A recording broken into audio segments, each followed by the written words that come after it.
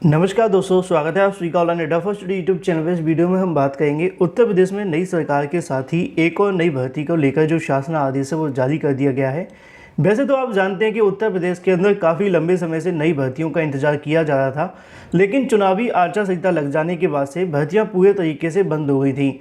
अब ऐसे में धीरे धीरे आप सभी जानते हैं कि चुनावी आचार संहिता खत्म होने वाली है, नई सरकार का गठन भी हो चुका है, फैसला भी हो चुका है, जल्द शपथ समारोह भी आपको देखने के लिए मिलेगा। इसी के साथ कई ऐसी भर्तियां हैं जिनको लेकर छात्रों की जो उम्मीदें हैं वो सरकार से देखने के लिए मिलेंगी।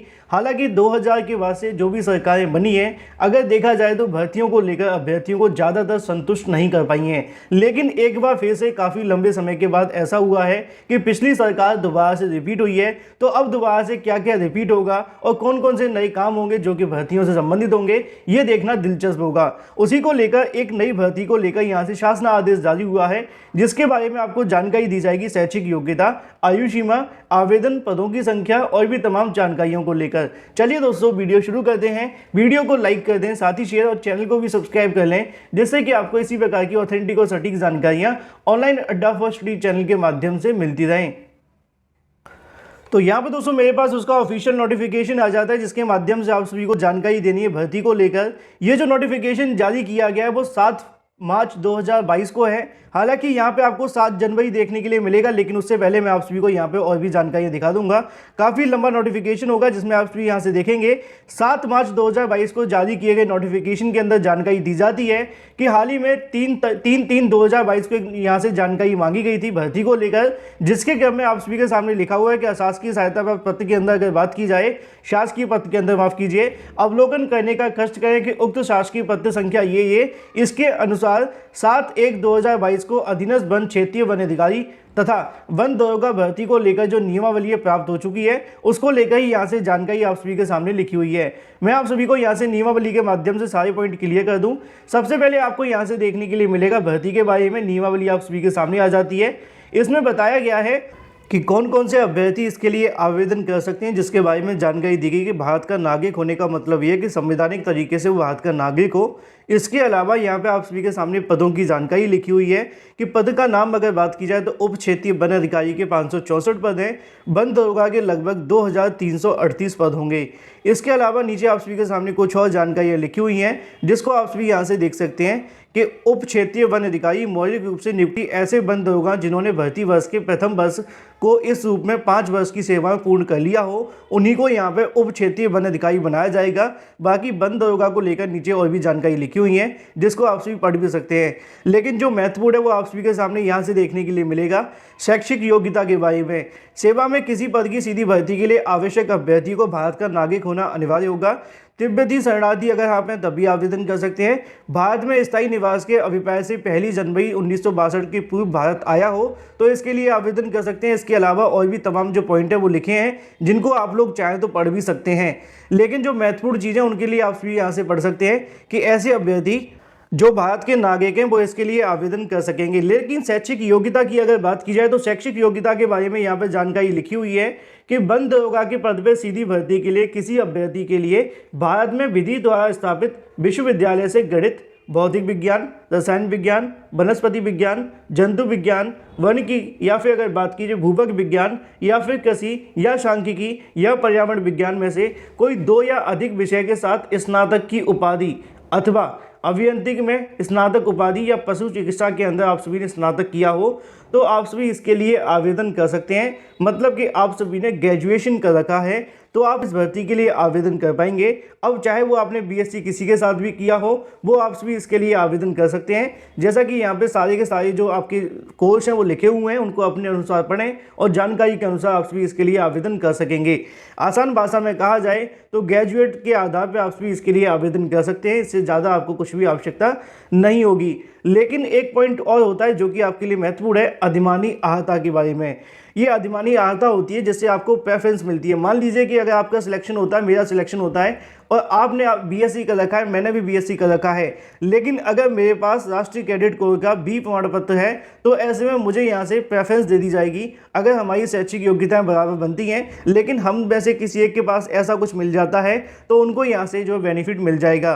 तो प्रादेशिक सेना के अंदर न्यूनतम 2 वर्ष की अवधि तक सेवा की हो या फिर आपके पास एनसीसी का जो सर्टिफिकेट होगा वो आपके पास है तो आप भी इसके लिए यहाँ से अधिमानी अर्हता के लिए एलिजिबल हो जाते हैं। कुछ और जानकारियां आप सभी के सामने लिखी हुई हैं जो कि आपको जानना बेहद आवश्यक है। आयु के बारे में, आयु आपकी 21 से लेकर 40 वर्ष के अभ्यर्थी जो भी हैं आवेदन कर सकते हैं, जैसा कि यहाँ पर लिखा हुआ है। परंतु नीचे और भी जानकारियां लिखी हुई हैं जो कि आयु सीमा की छूट के बारे में, उसको आप सभी बाद में पढ़ लेंगे। इसके अलावा चरित्र को लेकर यहाँ पे लिखा हुआ है जिसको आप सभी पढ़ें कि अभ्यर्थी का जो चरित्र है ऐसा होना चाहिए कि वह सरकारी सेवा में सेवा योजन के लिए सभी प्रकार के उपयुक्त हो सके, तो इसकी जानकारी आप सभी के पास होगी। इसके अलावा वैवाहिक स्थिति के बारे में जानकारी दी गई है। अगर बात की जाए शारीरिक मानक के बारे में भी आप सभी को बताया गया है कि पुरुष के बारे में, महिलाओं के बारे में, तो पुरुष के जो अभ्यर्थी उनकी हाइट 163 होनी चाहिए, महिलाओं की 150 होनी चाहिए। सीने की अगर बात की जाए तो 84 यहाँ पे मेल का होना चाहिए, 79 फीमेल का होना चाहिए। अगर फुलाव की बात की जाए तो 5 सेंटीमीटर का आपको देखने के लिए मिलता है, ये आप सभी के सामने देखने के लिए मिल जाएगा। परंतु यह अगर एससी की बात की जाती है तो उनके लिए यहाँ पे आप सभी के सामने जो हाइट होगी वो काफ़ी ज़्यादा कम हो जाएगी, जैसे कि नेपाली, गोरखा, गढ़वाली। तो इनके लिए यहाँ पे पुरुष के लिए अगर हाइट की बात की जाए तो 152.5, इसके अलावा महिलाओं की 145 होगी। अगर बात की जाए पुरुष अभ्यर्थियों से 4 घंटे में पूरी की जाने वाली 25 किलोमीटर और महिलाओं के लिए 4 घंटे में पूरी की जाने वाली 14 किलोमीटर की दौड़ भी आपको देखने के लिए मिलेगी। ये अर्हता प्राप्त करने की आप सभी से अपेक्षा की जाती है। किसी अभ्यर्थी की सेवा में किसी पद पर तब तक नियुक्ति नहीं किया जाएगा जब तक मानसिक और शारीरिक दृष्टि से उसका स्वास्थ्य अच्छा ना हो या किसी ऐसी शारीरिक दोष से युक्त ना हो जिसे उसे अपने कर्तव्य में दक्षतापूर्वक पालन करने में बाधा पड़ने में संभावना हो। ठीक है, अगर कोई आपको प्रॉब्लम है तो तब तक आप सभी को यहाँ पर जो नियुक्ति है वो नहीं दी जाएगी। इसके अलावा यहाँ पे कुछ और जानकारियाँ लिखी हुई हैं जो कि आप सभी जान सकते हैं। रिक्तियों के बारे में, जो आपकी प्राधिकारी भर्ती के वर्ष की अगर बात की दौरान भरी जाने वाली रिक्तियों की संख्या के साथ साथ नियम 6 के अधीन आप सभी को SC ST की जो जाति होती हैं उन सभी अभ्यर्थियों के आरक्षित दिए जाने वाले रिक्तियों की संख्या भी आप सभी को देखने के लिए मिलेगी। मतलब आप सभी के जो टोटल पद होंगे उसके अंदर सबके अलग अलग वर्गों की भर्तियाँ होंगी। अगर बात की जाए वन दरोगा भर्ती की चयन प्रक्रिया के बारे में तो यहाँ लिखा हुआ है, वन दरोगा भर्ती के लिए समय समय पर यथा संशोधित उत्तर प्रदेश समूह ग के पदों के लिए सीधी भर्ती रीति प्रक्रिया के माध्यम से की जाएगी, जैसा कि आप सभी यहाँ से दिख पा रहे हैं। इसके अलावा पदोन्नति के बारे में भी यहाँ पे कुछ जानकारियाँ लिखी हुई हैं जिसको चाहें तो आप सभी पढ़ भी सकते हैं। इसके साथ ही अगर बात की जाए उप क्षेत्रीय वन अधिकारी के बारे में, प्रोन्नति जो आपकी भर्ती प्रक्रिया होगी उसको लेकर भी यहाँ से काफ़ी महत्वपूर्ण पॉइंट आपको देखने के लिए मिल जाते हैं जिनको आप सभी बाद में पढ़ लेना है। इसको मैं अपने टेलीग्राम चैनल पर डलवा दूंगा अगर आप लोग चाहते हैं तो।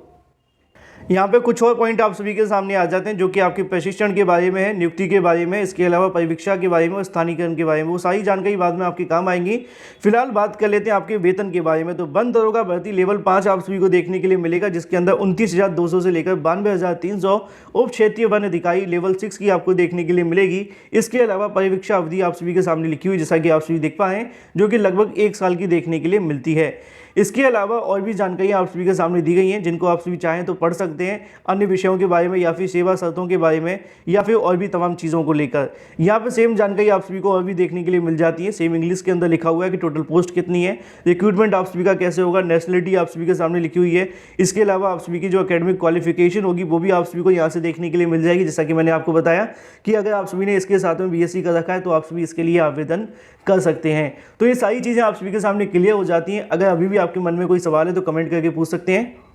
लेकिन अब सबसे बड़ा सवाल ये है कि इसका नोटिफिकेशन कब तक जारी होगा। तो इसका जो नोटिफिकेशन है वो आप सभी को जल्द देखने के लिए मिल सकता है। अभी तक मिली जानकारी के अनुसार अप्रैल के अंदर इसका नोटिफिकेशन जारी होगा और उसी के बाद आप सभी का यहाँ से जो भर्ती है वो शुरू कर दी जाएगी। लगभग 2500 पदों पर भर्ती का नोटिफिकेशन जारी होने वाला है। तो अपनी प्रिपरेशन करते रहें, वीडियो को लाइक कर दें, साथ ही शेयर कर दें और चैनल को सब्सक्राइब करना बिल्कुल ना भूलें।